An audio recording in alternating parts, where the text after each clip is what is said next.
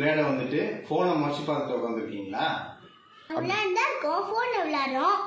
சரி சரி, நீங்க விளையாடினது போதும். போன்ல உங்க எல்லாருக்கும் கேக் வச்சிருக்கேன், வந்து எல்லாரும் சாப்பிடுங்க.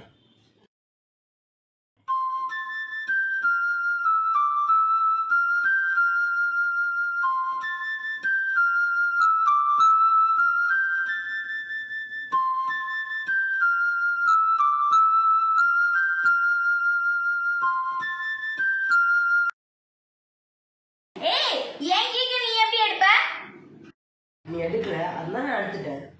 நான் எடுக்கலனா அதுக்காக நீ எடுப்பியா? சரி சரி, ரெண்டு பேரும் சண்டை படாதீங்க.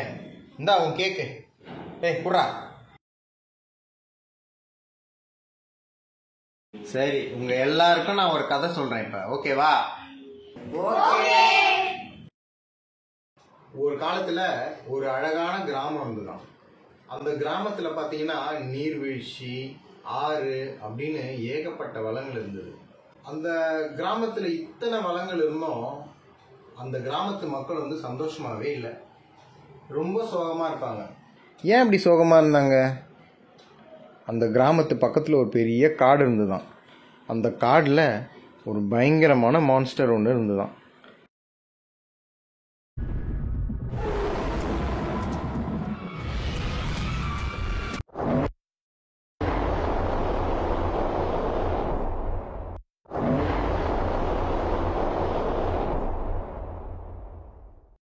அந்த மான்ஸ்டர் வந்து அந்த கிராமத்தில் இருக்கிற ஆடு மாடுகளை கடிச்சு தின்னுருமா. அது மட்டும் இல்லை, அவங்களோட வயல்வெளிகள்லாம் மிதிச்சு நாசம் பண்ணிடுமா.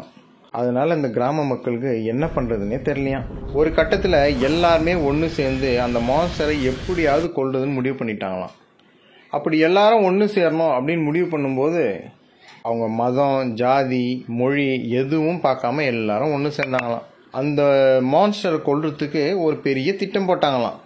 அப்படி அந்த மான்ஸ்டரை கொலை பண்ணணும் திட்டப்பட்ட அந்த கிராம மக்கள் என்ன பண்ணாங்களாம், முதல்ல ஒரு பெரிய பள்ளம் வெட்டினாங்களாம்.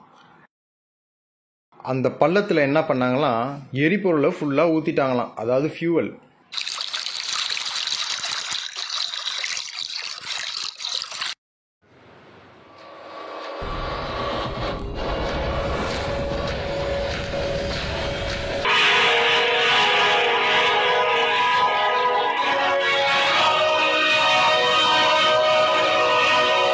பள்ளத்தில் என்ன இருந்தது? அந்த ஃபியூவலில் மான்ஸ்டர் விழுந்துருச்சான்.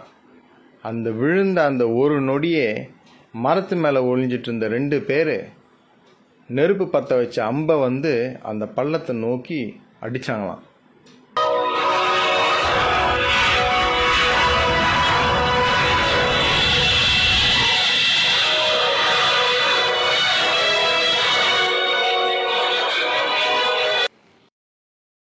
எல்லாருக்கும் கதை பிடிச்சிருந்ததா?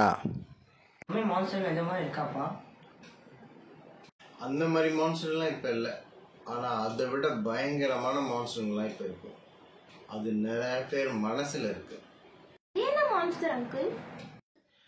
அதுவா, எப்படியாவது குறுக்கோயில போய் பணம் நிறைய சேர்க்கணும்னு நினைக்கிறது ஒரு மான்ஸ்டர்.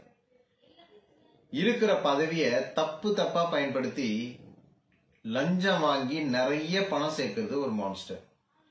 எந்த ஒரு கட்டுப்பாடும் இல்லாம எல்லா பொருள் மேலேயும் ஆசைப்படுது ஒரு மான்ஸ்டர்.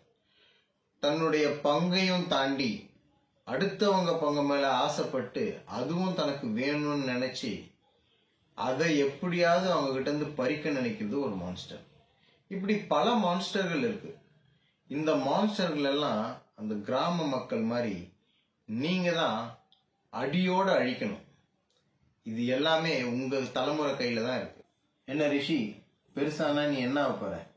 இந்த மான்ஸ்டர் எப்படி அழிக்க போற? நான் பெரிய ஐபிஎஸ் ஆபீசர் ஆகி இந்த நாட்டை அழிக்கிற அந்த மான்ஸ்டர் அடியோட அழிப்பேன்.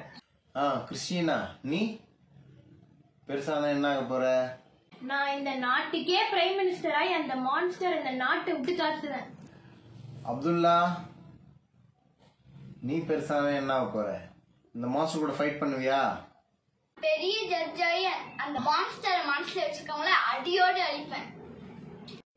அனிதா, நீ என்ன ஆக போற? இந்த மான்ஸ்டர் கூட எப்படி ஃபைட் பண்ண போற? நான் ஃபியூச்சர்ல ஒரு பெரிய ஜேர்னலிஸ்ட் ஆகி அந்த மான்ஸ்டரோட சொந்தக்காரங்களை அம்பலப்படுத்தி அவங்களுக்கு கடுமையா தண்டனை வாங்கி கொடுப்பேன். மாலுமா, நீ பெருசான என்ன போற? இந்த மான்ஸ்டர் நீ என்ன பண்ண போற? அங்கிள், நான் டீச்சர் ஆகி குழந்தைங்களுக்கு தொடக்கத்திலே மான்ஸ்டரை பத்தி சொல்லி அதை அடியோட அழிப்பேன். ஊழலை ஒழிக்கணும்னா பாலிடிக்ஸ், ஜுடிஷியரி, ஜேர்னலிசம், அட்மினிஸ்ட்ரேஷன், இந்த 4 பில்லர்ல எல்லாரும் சேர்ந்து ஒன்னு சேர்ந்தாதான் இதை ஒழிக்க முடியும். Because it's our shared responsibility. நம் தேசத்தை அழிக்கும் இந்த மான்ஸ்டரை அனைவரும் ஒன்று சேர்ந்து ஒழிப்போம்.